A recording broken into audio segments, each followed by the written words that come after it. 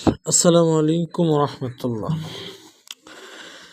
পরকীয়া রোধ করার জন্য যে তদবিরগুলা করা হয় সে তদবির আমি দিচ্ছি। পরকীয়া দূর করার জন্য প্রথমে যে পরকীয়া করেছে তার নাম, তার পিতার নাম, ছেলে হলে পিতার নাম, মেয়ে হলে মাতার নাম। আর যে মেয়েটা করতেছে যার সাথে মানে ওই ছেলেটাই তো, ছেলে হলে ছেলের বাবার নাম, মেয়ে হলে মেয়ের মায়ের নাম। তো দুজন তো পরকীয়া করে, ঘরে স্ত্রী থাকার পরেও দেখা যায় ছেলে একটা মেয়ের সঙ্গে পরকীয়া করতেছে, আর যে মেয়ের সাথে পরকীয়া করতেছে তার নাম তার মাতার নাম, আর যে পরকীয়া করতেছে তার নাম তার পিতার নাম। এই দুইটা নাম সুন্দরভাবে, যদি কারোর কাছে মিশকো জাফরান কালি থাকে, জাফরান কালি দিয়ে এরকম একটা সুন্দর ফাউন্টেন পেন দিয়ে সাদা কাগজে অথবা কর্ণফুলী কাগজ যদি থাকে তার উপরে লিখবেন। সাদা কাগজে এই তাবিজটা অঙ্কন করলেন। অঙ্কন করার পর তাবিজের ভিতরে এই যে এখানে লেখা আছে সিহরুন, সিনহা র এরকম, ওয়াল কয়না বাইনহুমুল আদাওয়াত ওয়াল বাগদা ইলা ইয়াউমিল কিয়ামা। এইরকম করে নকশাটা আঁকানোর পর তারপরে এই জায়গায় মানে নাম লিখতে হবে যে আয় খোদা, তুমি দয়া করে অমুকের পুত্র, অমুকের মনের মিল মহব্বত বিচ্ছেদ করো অমুকের কন্যা অমুকের সাথে, এরকম ভাবে ওই মেয়েটার সঙ্গে এরকম কথা উল্লেখ করে লিখে দিতে হবে। লেখার পর এটা একটা পুরানো কবরের ভিতরে দাফন করতে হবে। এই নকশাটা আপনাকে লিখতে হবে 2 থেকে 3টা। একটা পুরাতন কবরের ভিতরে পুঁততে হবে, আর একটা 2 কবরের মাঝখানে, 2টা কবর তার মাঝখানে যে জায়গা থাকে সেখানে পুঁততে হবে, আর একটা নকশা কবরস্থানে পুঁততে হবে। এটাই গেল একটা। এই নকশাটাও সেম এইভাবে লিখবেন। এই নকশাটাও সেম এভাবে লেখার পর এরকম 3টা করবেন। এটা গেল। ওটা যাওয়ার পরে পরকীয়া ইনশাল্লাহ ধ্বংস হয়ে যাবে। ওটা যাওয়ার পর আর একটা নকশা আপনাকে দেখাচ্ছি, এবং এই নকশাটি লিখতে হবে।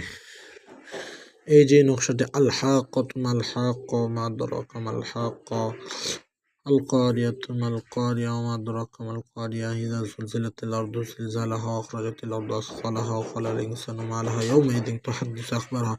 এই পর্যন্ত লিখে এরকম করে একটা তাবিজ লেখার পর প্রথম কবরের ভিতরে পুঁতিয়ে রাখবেন। এরকম করে নাম লেখার পর এটা পুঁতে রাখবেন। এটা গেল। এটাই দেওয়ার পর আরেকটি আমি তাবিজ দেখাবো, সেটা করবেন ইনশাল্লাহ। 2 দিনের ভিতরে মহৎ বড় বিচ্ছেদের আগুন জ্বলে উঠবে।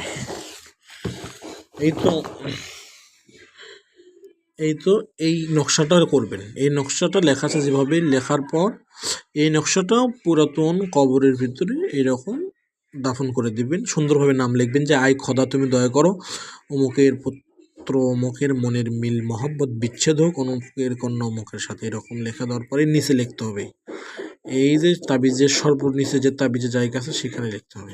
লিখলে দেখা যাবে খুব ভালো একটা ফল আসবে। এটাতে তাদের সম্পর্ক একদমই নষ্ট হয়ে যাবে,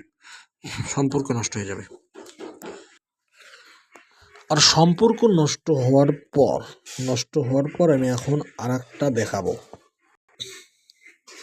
সম্পর্ক নষ্ট হওয়ার পর কি করবেন, এবার ওই স্ত্রীকে যে ভালোবাসে না বাসলে, এই যে নিচে যে তাবিজটা এখানে দেখা দেওয়া আছে, এইটা লেখার পর যেখানে ফুলান বিন ফুলানের শব্দ আছে এখানে ওই এভাবে লিখতে হবে, আয় খোদা তুমি অমুকের মনের মিল মহব্বত, মানে অমুকের পুত্র অমুকের মনের মিল মহব্বত অমুকের কন্যা অমুকের সাথে করিয়ে দাও।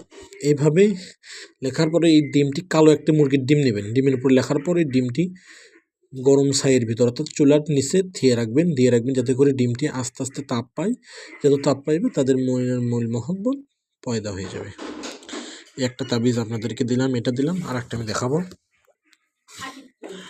আর একটা কাজ করবেন, এই যে উপরে যে এশক মহব্বত তদবির, এখানে